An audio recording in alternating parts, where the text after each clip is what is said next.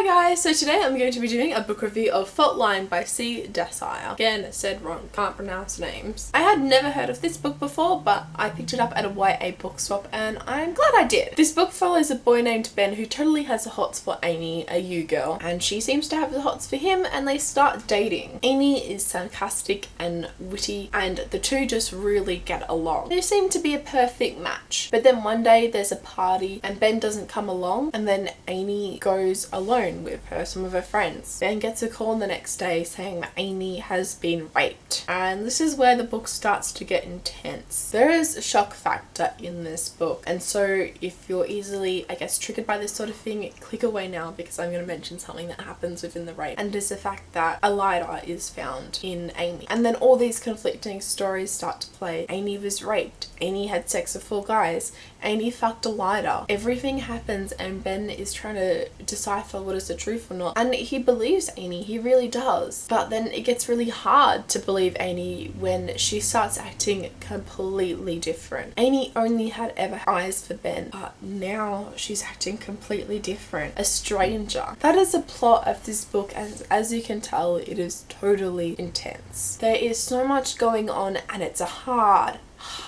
gritty book, and it kind of explains how there are so many different ways, I guess, of how people can react to a situation like rape. There are the ways that nobody expects, but you can't blame anybody, and it's gritty and nitty and in your face, and it's intense. I've heard people say about this book, but there's no character development. There is character development, just not in the way that you want it to be. The characters develop, but not in the way that you want them to.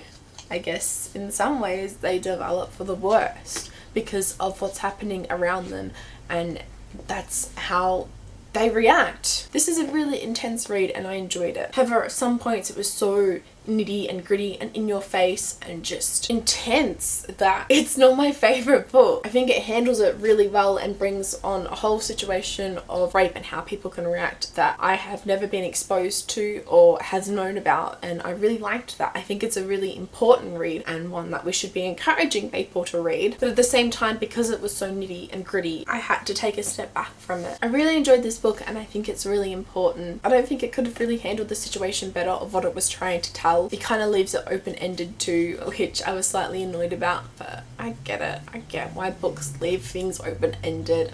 I'm not a big fan of it, but I get it. I'm not sure why this book isn't 5 stars for me. For me, this book is a 3-star book. I liked it. I think it was just at points too nitty-gritty and too in your face, and I don't think that's necessarily a bad thing, and I really enjoyed it, and as I said, I think people should read it. I say really enjoyed it, but I don't think that's the right word. When I think of really enjoyed, I think of a book that's light and fluffy and romantic, and then I can think happy thoughts about. This isn't one of those books, but I think it's really important and it's told well, and the characters I really cared about and connected to, and it sucked to see them reacting the way that they were and for them to be hurt and I just wanted to hug them. That's all I'm really going to say on Fault Line. I enjoyed it. I rated it 3 stars. I think it's a really important read and I think it's one that you should encourage, especially if you're not too known on the topic and you want to educate yourself more. I highly recommend this one. So like this video if you liked it, subscribe if you'd like to see more book related videos to me, and I'll see you next time. Okay, bye!